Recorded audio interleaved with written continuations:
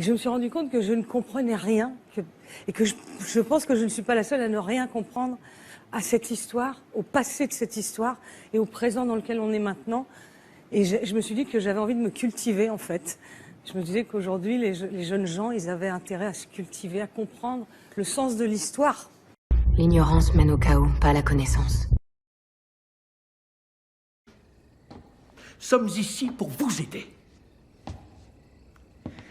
Vous aider à vous faire retrouver votre faculté de penser. Parce qu'il semble évident que vous l'avez perdue. Tu dois désapprendre tout ce que tu as appris. Très bien, je vais essayer. Non, n'essaie pas. Fais-le. Ou ne le fais pas. Mais il n'y a pas d'essai. Si vous deviez dire à une personne la chose la plus importante du monde tout en sachant qu'elle ne vous croira pas, que feriez-vous? J'essaierai. On ne sait jamais comment les gens vont réagir.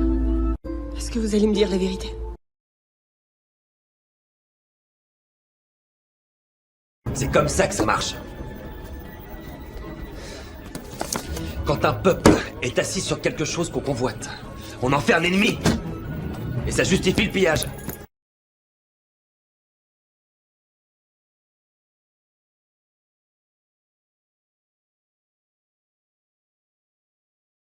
Moi, je vais vous dire quelque chose. J'étais il y a 2 ans à peu près, avant que les hostilités commencent en Syrie. Je me trouvais en Angleterre par hasard pour d'autres choses, pas du tout de la Syrie. J'ai rencontré des responsables anglais.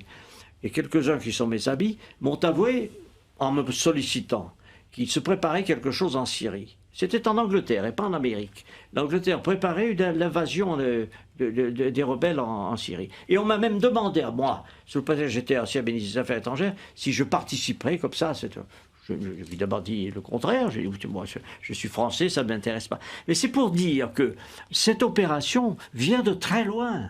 Elle a été préparée, conçue, organisée. Dans quel but Excusez-moi, dans quel but?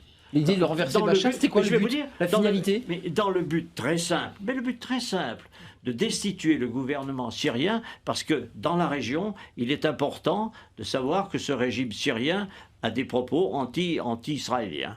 Et que par conséquent, tout ce qui bouge dans la région autour, moi j'ai la confidence du Premier ministre israélien qui remonte très longtemps, qui m'avait dit on essaiera de s'entendre avec le Premier ministre, avec les États autour. Et ceux qui ne s'entendront pas, on les abattra. C'est une politique, c'est une conception de l'histoire. Pourquoi pas, après tout? Mais il faut le savoir.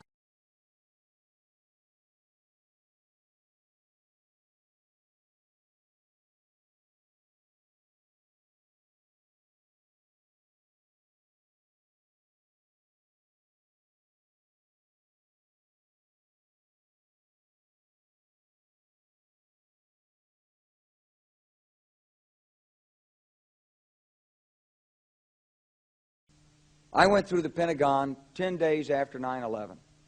I couldn't stay away from Mother Army. I went back there to see Don Rumsfeld. I'd worked for him as a White House fellow in the 1970s. All this is in the book.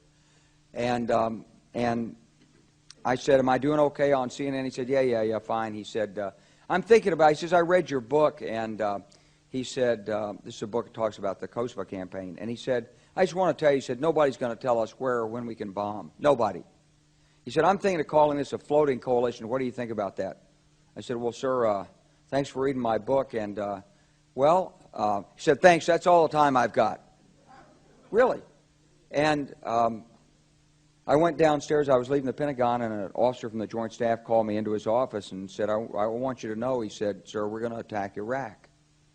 And I said, why? He said, we don't know. He said, I said, well, did they tie Saddam to 9/11? He said, no. And then I came back to the Pentagon about 6 weeks later. I saw the same officer. I said, why haven't we attacked Iraq? We still going to attack Iraq? He said, oh, sir. He says, it's worse than that. He said,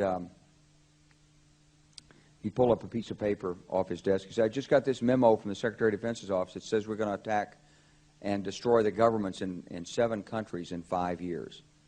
We're going to start with Iraq, and then we're going to move to Syria, Lebanon, Libya, Somalia, Sudan, and Iran. I said, 7 countries in 5 years. I said, is that a classified memo? He said, yes, sir. I said, well, don't show it to me. He was about to show it to me. He said, because I want to talk about it. And I sat on this information for a long time, for about 6 or 8 months. I was so stunned by this, I couldn't begin to talk about it. And I couldn't believe it would really be true, but that's actually what happened. These people took control of the policy in the United States. And I realized then, it came back to me, a 1991 meeting I had with Paul Wolfowitz. You know, in 2001, he was Deputy Secretary of Defense, but in 1991, he was the Undersecretary of Defense for Policy. It's the number 3 position in the Pentagon. He said, and we've got about 5 or 10 years to clean up those old Soviet client regimes, Syria, Iran, Iraq, before the next great superpower comes on to challenge us. It was a pretty stunning thing. You mean the purpose of the military is to start wars and change governments? It's not to sort of deter conflict? We're going to invade countries? And, you know, my mind was spinning. And I put that aside. It was like a nugget that you hold on to. This country was taken over by a group of people with a policy coup. Wolfowitz and Cheney and Rumsfeld, and you could name a half dozen other collaborators from the Project for a New American Century. They wanted us to destabilize the Middle East, turn it upside down, make it under our control. It went back to those comments in 1991. Now, did anybody ever tell you that? Was there a national dialogue on this? Did senators and congressmen stand up and denounce this plan? Was there a full-fledged American debate on it? Absolutely not. And there still isn't. They could hardly wait to finish Iraq so they could move into Syria. It was like a laydown. Oh, our legions are going to go in there. This wasn't what the American people voted George Bush into office. Well, they didn't actually vote him into office, but it wasn't what many of the people who... It wasn't what he campaigned on. He campaigned on a humble foreign policy, the most arrogant foreign policy in American history. He campaigned on no peacekeeping, no nation building, and here he is with Afghanistan and Iraq. It's astonishing. Whether you're a Democrat or a Republican, if you're an American, you ought to be concerned about the strategy of the United States in this region. What is our aim? What is our purpose? Why are we there? Why are Americans dying in this region? That is the issue.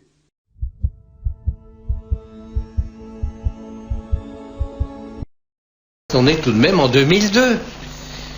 L'Amérique était la première puissance au point de vue armement et possibilités économiques, même si l'économie va à la traîne en ce moment. En tout cas, la première puissance mondiale, son rôle était de refaire la carte du Moyen-Orient pour en finir avec le désordre, au nom du nouvel ordre mondial, et que, dans ce cas, il fallait liquider des dictatures comme celle de Saddam Hussein, celle de Syrie, et en passant, empêcher le Liban de mettre des entraves, je parle des banquiers libanais, et en même temps simplifier les histoires pétrolières, parce que à partir du moment où on contrôle, où ils contrôleront l'Irak, le pétrole d'Irak,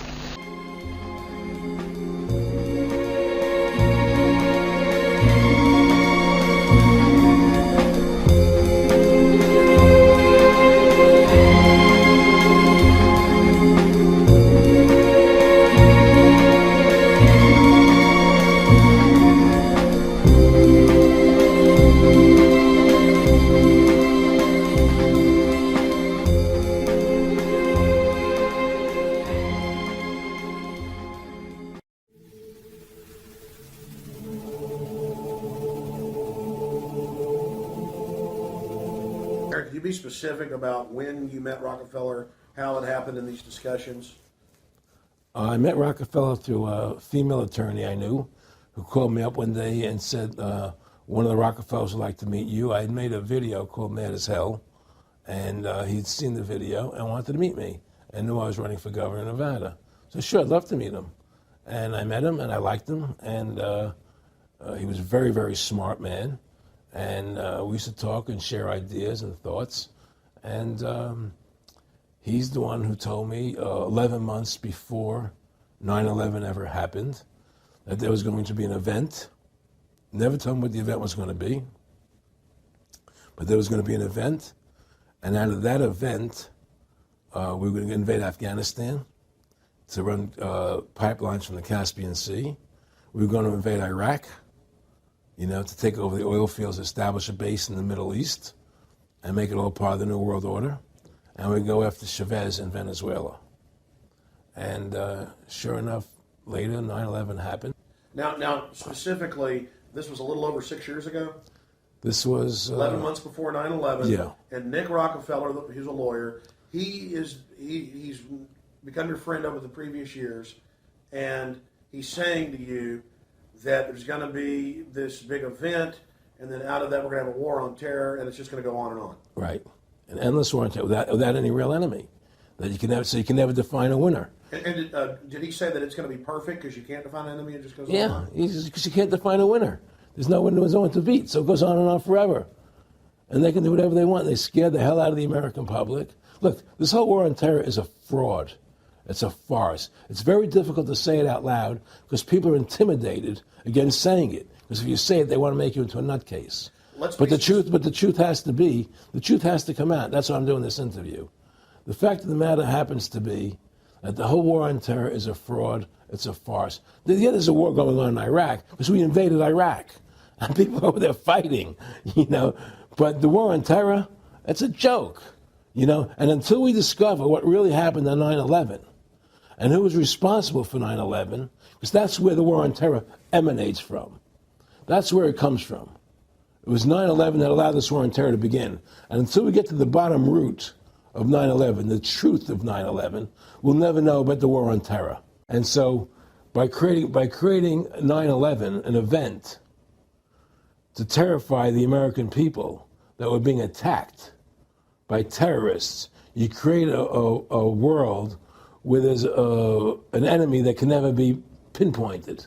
You can never win the battle.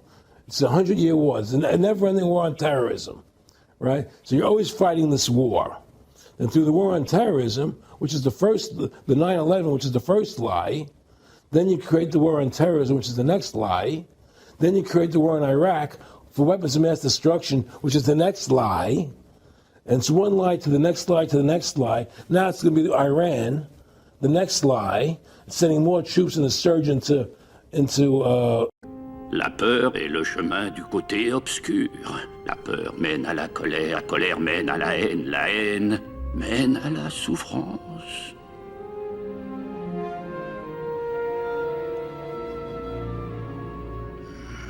Je sens beaucoup de peur en toi. Prends garde à la colère, la peur, l'agression. Elles forment le côté obscur. Une fois que tu t'engages sur le chemin du côté obscur, à jamais il dominera ton destin.